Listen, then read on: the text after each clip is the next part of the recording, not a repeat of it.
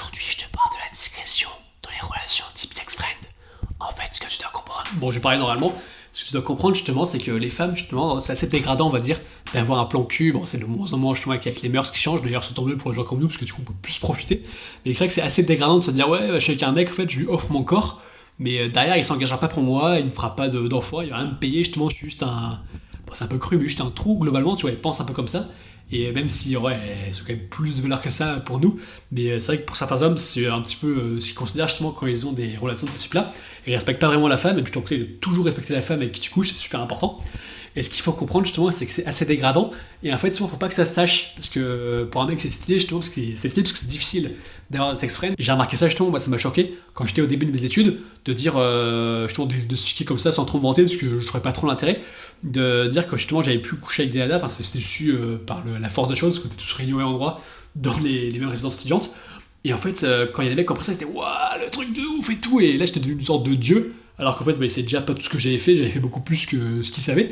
Mais ouais, ça m'a un peu choqué. En fait, ce que j'ai compris à ce moment-là, j'ai à peine 19 ans, c'était le fait de se dire, ah ouais, en fait, les mecs ils baissent pas du tout. Et du coup, ils aiment bien vivre par procuration, c'est-à-dire, ah ouais, lui il est trop fort parce qu'il a réussi à serrer une nana, alors que moi, jamais de la vie j'y arriverai.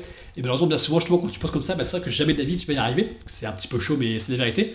Mais du coup, pour être un homme, c'est hyper valorisant, on va dire, d'avoir plusieurs partenaires et d'avoir des plans cul. Alors pour une femme, c'est vrai que c'est entre copines, on en parler, mais dire ça à un homme, ça fait un petit peu salope, quoi. Du coup, c'est pas forcément hyper gratifiant pour elle.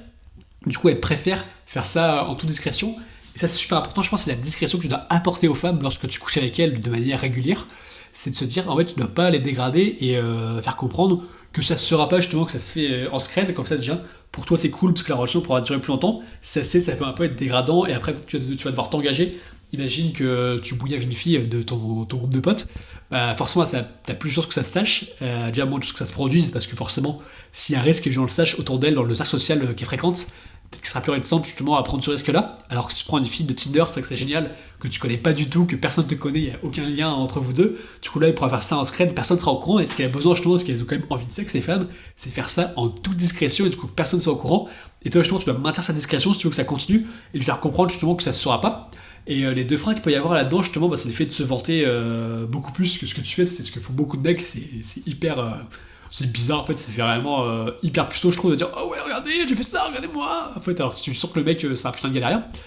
Alors que les mecs comme moi, justement, en fait, on s'en vante pas tant que ça, parce qu'on préfère regarder ça pour nous, parce que tu sais ce que tu vaux directement, donc c'est quand même plus intéressant. Et surtout, ce qui est intéressant, c'est pas de dire que t'as fait telle ou telle chose avec une meuf, mais de le faire pour de vrai. Et de vivre l'expérience, c'est pas de dire, oh ouais, regardez-moi, j'ai fait ça, c'est juste faire les choses. Moi, c'est ça qui m'attirait en tout cas dans mes process, on va dire, de séduction.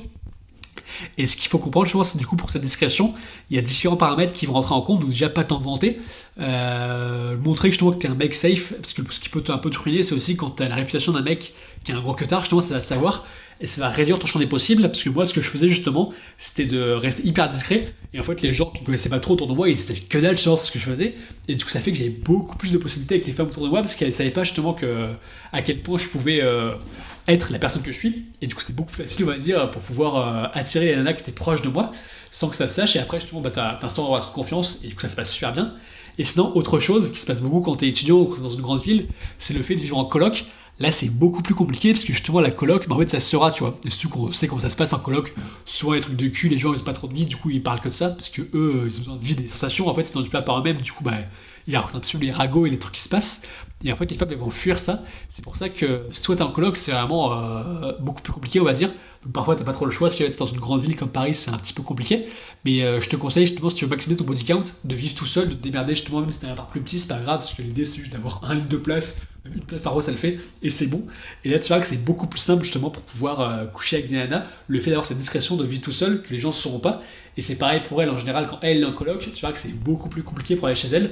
Alors quand elle est toute seule, c'est beaucoup plus facile. Donc voilà, justement, l'idée, c'est d'avoir une certaine discrétion, que ça se sache pas trop, justement, pour pouvoir profiter beaucoup plus. Donc vivez-vous heureux, vivez-vous caché.